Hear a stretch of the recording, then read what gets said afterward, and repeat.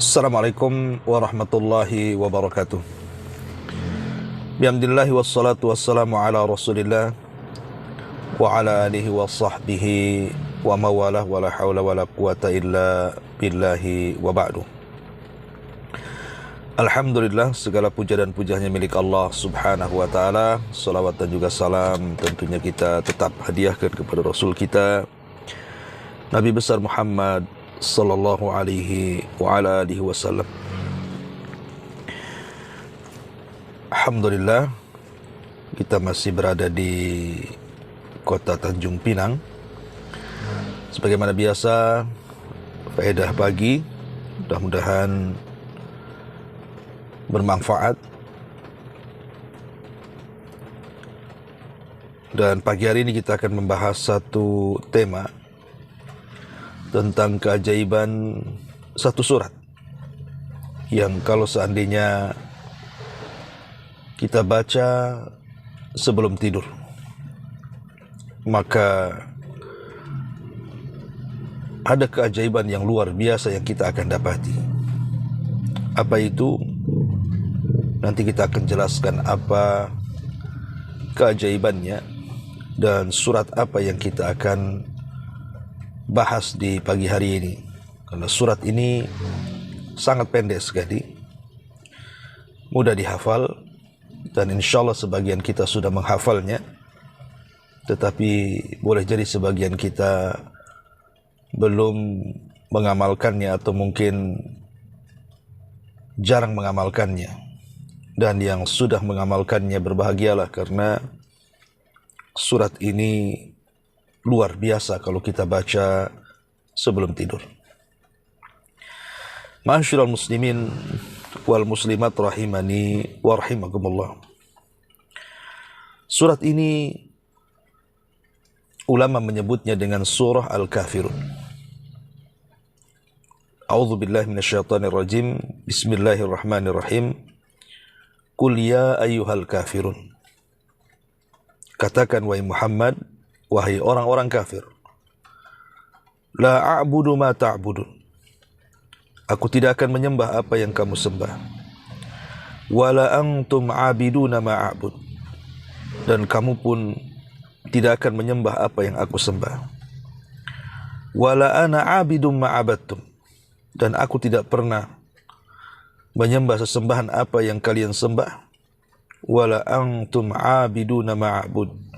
Begitu juga kalian tidak pernah akan menyembah apa yang aku sembah. Lakum dinukum waliyadin. Untukmu agamamu dan untukku agamaku.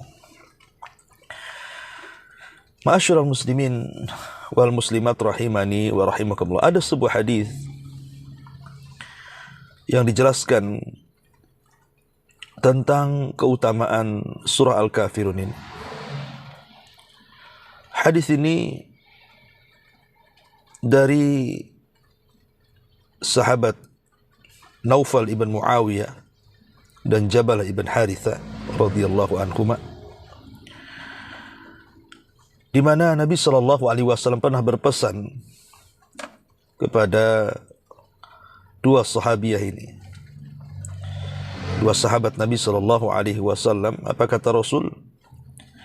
Idza akhadta madja'aka minal laili faqra qul ya ayyuhal kafirun thumma nam ala khatimatiha fa innaha bara'atun minasyirki. Kata Nabi SAW, apabila engkau menuju pembaringanmu di malam hari, bacalah qul ya ayyuhal kafirun, kemudian tidur, dan bacalah sampai selesai. Karena siapapun yang membaca surah Al-Kafirun ini, maka seolah-olah dia berlepas diri dari semua jenis kesyirikan. Dalam riwayat yang lain, Nabi SAW juga mengatakan, innahu atan nabiyya sallallahu alaihi wasallam. Ada seorang sahabat namanya Farwah ibn Naufal mengatakan, satu hari dia mendatangi Nabi SAW dan mengatakan, ya Rasulullah, alimni syai'an aquluhu idza awaitu ila firashi. Rasul, bisa enggak kau ajarkan sesuatu yang bisa aku baca apabila aku menuju pembaringanku? Faqala, maka Rasul mengatakan, iqra qul ya ayyuhal kafirun. Bacalah qul ya ayyuhal kafirun fa innaha bara'atun minasyirki.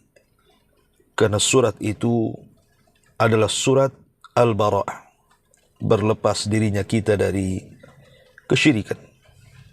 Luar biasa. Ini satu penggalan fadilah orang yang membaca surah Al-Kafirun. Karena ulama juga ada yang memberi nama Al-Kafirun ini adalah suratul Ikhlas. Sama dengan Qul huwallahu ahad, disebut suratul Ikhlas. Bahkan ulama mengatakan kenapa surah Al-Kafirun disebut suratul Ikhlas? Karena menjelaskan tauhid yang diusung seluruh para nabi. Apa itu? At-tauhid al-uluhiyah. Tauhid al-uluhiyah yang semua nabi sallallahu alaihi wasallam, semua para nabi termasuk nabi kita Muhammad sallallahu alaihi wasallam diperintahkan untuk mengajak manusia ke dalam tauhid ini. Karena tauhid ini menggempur seluruh kesyirikan, baik yang kecil ataupun yang besar. Ma'asyiral muslimin wal muslimat rahimani wa rahimakumullah. Lalu kenapa kemudian surat ini dianjurkan dibaca sebelum tidur? Kita tahu bahwa Nabi SAW pernah mengatakan an-naumu akhuhul mauti, bahwa tidur itu saudaranya kematian. Tapi tentu yang dimaksud tidur saudara kematian karena ruh saat tidur itu keluar, tapi tidak keluar secara sempurna sebagaimana saat kematian. Artinya ruh itu masih bisa kembali ke dalam jasadnya. Allah Subhanahu wa taala mengatakan, Allahu yatawaffal anfus hina mautiha wallati lam tamut fi manamiha fayumsiku allati qada 'alaiha al-maut wa yursilul ukhra ila ajali musamma inna fi dzalika laayatin liqaumin yatafakkarun. Allah katakan Allah memegang nyawa seseorang pada saat kematiannya, dan nyawa seseorang yang belum mati ketika tidurnya, maka dia tahan nyawa orang yang telah dia tetapkan kematiannya, dan dia lepaskan nyawa yang lain sampai waktu yang ditentukannya. Lihat, ayat ini menunjukkan bahwa saat orang tertidur, nyawa seorang keluar. Terkadang ada yang ditahan, artinya tidak kembali, alias mengalami kematian. Ada juga yang kemudian dilepas kembali, kemudian dimasukkan ke dalam jasadnya, artinya masih diberikan kesempatan untuk hidup. Dari sini Nabi SAW mengajarkan satu doa, Bismika Rabbi wada'tu jambi wa bika arfa'uhu in amsakta nafsi farhamha wa in arsaltaha fahfadha bima tahfadhu bihi ibadaka salihin. Dengan namamu ya Rabb, aku meletakkan lambungku. Dengan namamu ya Rabb, aku mengangkatnya. Jika engkau menahan diriku alias mati, maka berikanlah rahmat pada kematiannya. Namun jika engkau membiarkannya hidup, maka peliharalah ia sebagaimana engkau memelihara hamba-hambamu yang saleh. Dari sini kita bisa pahami bahwa tidur itu saudara kematian, karena terkadang orang tertidur itu tidak kembali alias mengalami kematian. Dari sini perlunya kita persiapan sebelum tidur. Jangan sampai ketika kemudian Allah Subhanahu wa taala takdirkan kita tidur, kemudian besoknya kita tidak bangun kembali alias mati. Jangan sampai kita di atas mati su'ul khatimah. Tentu kalau bisa kita meninggal di atas husnul khatimah, dengan melepaskan seluruh dosa-dosa, terutama dosa syirik yang merupakan dosa yang paling besar. Lah orang-orang yang membaca surah Al-Kafirun saat menjelang tidurnya, hakikatnya dia telah menggempur seluruh dosa. Karena kita tahu bahwa dosa paling besarlah syirik. Itulah dosa yang tidak akan diampuni. Tapi dosa selain daripada syirik itu tahta masyiatillah, di bawah kehendak Allah Subhanahu wa ta'ala. Artinya kalau orang terlepas dari kesyirikan, berarti Allah Subhanahu wa ta'ala akan mengampuni semua dosa-dosa kita. Dan itu berdasarkan firman Allah Subhanahu wa ta'ala, innallaha la yaghfiru an yushraka bihi wa yaghfiru ma duna dzalika liman yasha. Allah tidak akan mengampuni dosa orang yang menyekutukannya, dan Allah hanya mengampuni dosa selain itu bagi siapa yang dikehendakinya. Artinya seseorang kalau sudah terlepas dari dosa yang satu ini, dosa kesyirikan, hakikatnya dia telah melepas dosa dari badannya. Ketika dia melepas dosa dari badannya dan Allah Subhanahu wa ta'ala takdirkan kematian menjemputnya, berarti dia meninggal tanpa membawa dosa. Dan itu kematian yang luar biasa. Ma'asyiral muslimin yang dimuliakan Allah Subhanahu wa ta'ala, dari sini pentingnya kita membaca surah Al-Kafirun sebelum tidur ini. Baik, kita jabarkan sedikit ma'asyiral muslimin yang dimuliakan Allah Subhanahu wa ta'ala. Terkadang dalam hidup kita ini banyak melakukan kesyirikan, terutama syirkul khafi, syirik yang terselubung, syirik yang samar, yang kata Nabi SAW datangnya terkadang seperti semut hitam yang berjalan di batu licin yang sangat hitam. Dan siapa yang tahu jalannya semut seperti apa? Artinya terkadang kita tanpa sadar sedang menyekutukan Allah Subhanahu wa ta'ala, baik syirkul akbar atau syirkul asghar. Contoh yang mudah dalam kehidupan kita, terkadang kita lebih mencintai selain daripada Allah Subhanahu wa ta'ala. Mencintai harta kita berlebih dibandingkan kecintaan kita kepada Allah. Mencintai anak istri kita berlebih dibandingkan kita mencintai Allah Subhanahu wa ta'ala. Taat kepada pimpinan, kepada bos, lebih taat daripada taat kita kepada Allah Subhanahu wa ta'ala. Bahkan lebih takut pada mereka dibandingkan takut kepada Allah Azza wa Jalla. Bahkan sebagian mereka terkadang memandang hina Allah Subhanahu wa ta'ala dan memuliakan makhluk selain daripada Allah Subhanahu wa ta'ala. Dan itu kenyataannya banyak, sangat banyak sekali. Betapa banyak orang-orang yang kemudian memandang Allah dengan pandangan yang rendah, dan betapa banyak orang yang memandang makhluknya dengan pandangan yang tinggi. Seperti orang lebih memuliakan atasannya dibandingkan dimuliakan Allah Azza wa Jalla. Allah tidak ada dalam kehidupannya. Na'udzubillah.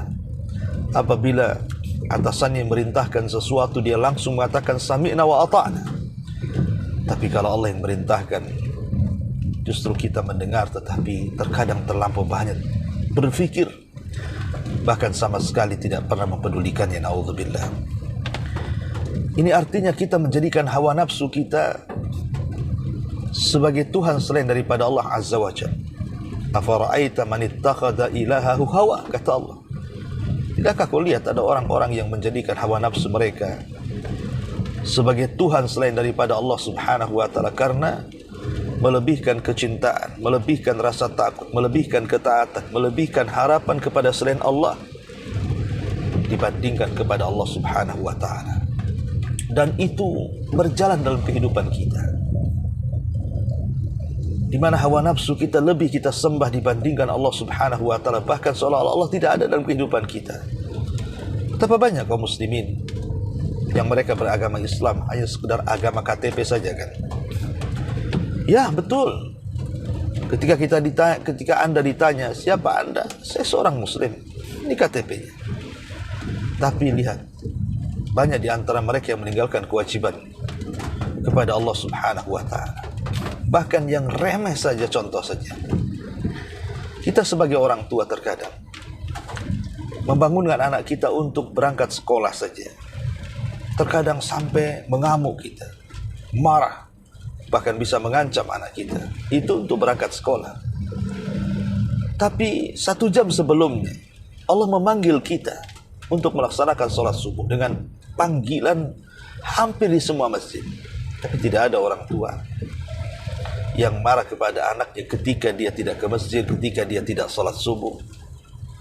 Dan dia lebih marah ketika anaknya tidak bangun untuk tidak sekolah. Ini artinya Anda sedang menjadikan hawa nafsu Anda sebagai Tuhan selain daripada Allah Subhanahu wa ta'ala. Ini contoh kecil saja yang ada di lingkungan kita, di masyarakat kita.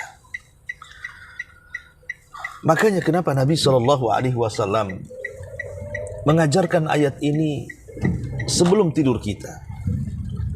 Mengajarkan ayat ini untuk dibaca atau surat ini sebelum tidur kita, karena surat ini bisa menghilangkan itu semuanya. Tentu bukan hanya sekedar dibaca, kalau bisa juga direnungkan makna ayat per ayat daripada surah Al-Kafirun ini. Karena kita tahu bahwa surah Al-Kafirun ini bara'ah, berlepas dirinya kita dari kesyirikan, dan itu atas lisan Nabi SAW.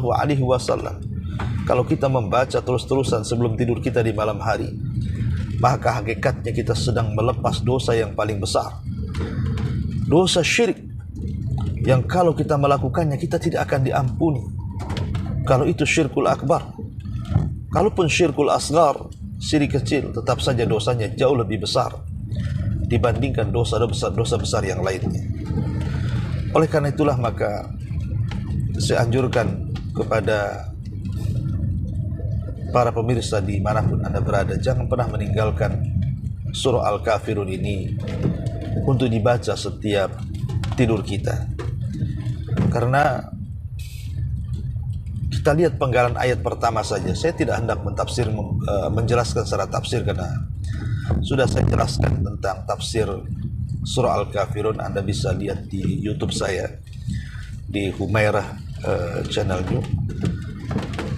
Tapi yang saya ingin katakan bahwa kenapa kemudian ayat atau surah ini sangat ajaib luar biasa ketika kita baca. Karena di permulaan surat saja Allah mengatakan, "Qul ya ayyuhal kafirun." Katakan ya Muhammad. Kalimat kul kita tahu dalam Quran itu terulang sampai 332 kali. Artinya khitab Allah Subhanahu wa taala kepada Nabi SAW. Maknanya Allah memerintahkan Rasul untuk mengucapkan ayat ini atau surat ini. Dan kita tahu bahwa kaidah Al-Quran bahwa al-ibratu bi umumi lafzi la bi khususi sabab. Bahwa pelajaran di Quran itu bukan karena sebab turunnya, tetapi juga karena umumnya lafaz. Ya, memang sebab turunnya. Kita tahu bahwa surah Al-Kafirun ini datang orang-orang musyrik kepada Nabi SAW, menawarkan kekuasaan, menawarkan harta, menawarkan perempuan agar Rasul berhenti dari dakwah. Kemudian turun ayat ini. Dalam riwayat mereka mengatakan, "Ya Muhammad, biar kami sembah Tuhanmu setahun, tapi setelah itu sembahlah Tuhan kami setahun." Kemudian Nabi SAW diturunkan ayat "Qul ya ayyuhal kafirun." Ya, itu asbab nuzulnya. Tapi kalau kita lihat dan kita pahami secara luas, ketika Allah mengatakan "Qul ya ayyuhal kafirun," wahai orang-orang kafir. Kafir ini bukan hanya sekedar orang yang keluar dari Islam. Tapi kafir ini kan banyak macamnya. Baik kafir yang mengeluarkan dari Islam dan menyebabkan kekal di neraka, ataupun kafir asgar, kafir kecil. Artinya kafir itu bermacam-macam. Orang yang mengingkari nikmat Allah Subhanahu wa taala bisa kafir. Orang yang membunuh ataupun memerangi kaum muslimin juga bisa kafir. Kezaliman itu adalah kekafiran juga. Kemudian orang yang menasabkan kepada selain nasabnya juga bisa kafir. Tapi tentu kafir di sini ada kufrun duna kufrin, ada kufrun mukhrij minal millah. Ada kafir yang hanya setingkat fasik saja. Ada kafir yang bisa mengeluarkan orang dari keislaman. Tapi ibrahnya adalah ketika Allah mengatakan, wahai orang-orang kafir, aku tidak akan menyembah apa yang kalian sembah, sebagaimana kalian juga tidak mungkin menyembah apa yang aku sembah. Maknanya di sini seolah-olah kalau kita jabarkan secara umum, kalau kalian menyembah hawa nafsu kalian, maka aku tidak akan menyembah hawa nafsu yang kalian sembah. Kalau kalian menyembah istri kalian, anak-anak kalian, lebih kalian cintai dibandingkan Allah, maka aku tidak seperti itu. Kalau kalian menyembah jabatan kalian, lebih cinta pangkat kalian, maka aku tidak seperti kalian. Kalau ada orang yang lebih taat kepada atasannya, lebih nurut kepada atasannya dibandingkan ketaatan kepada Allah Subhanahu wa taala, maka saya tidak seperti kalian. Atau kalau kalian keluar dari Islam, maka saya tidak seperti kalian. Jadi kalau kita pahami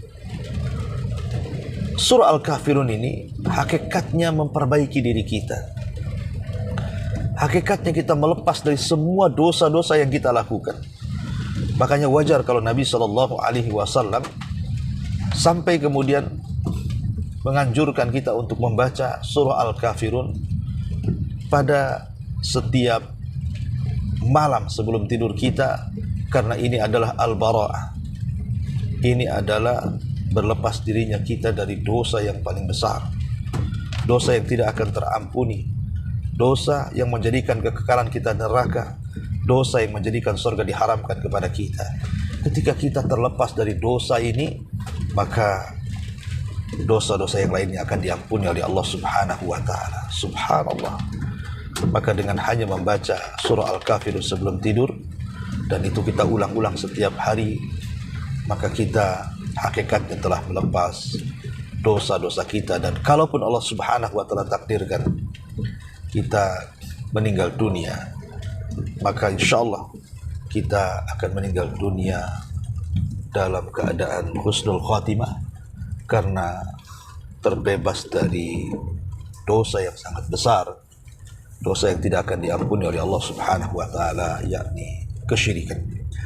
Wallahu a'lam bishawab. Ini yang bisa saya sampaikan. Mudah-mudahan di pagi yang hujan ini membawa rahmat bagi kami di sini, dan memperbanyak doa kebaikan untuk kita semuanya.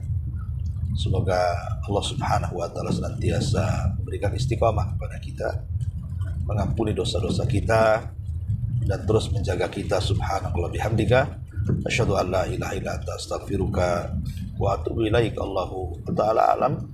Assalamualaikum warahmatullahi wabarakatuh.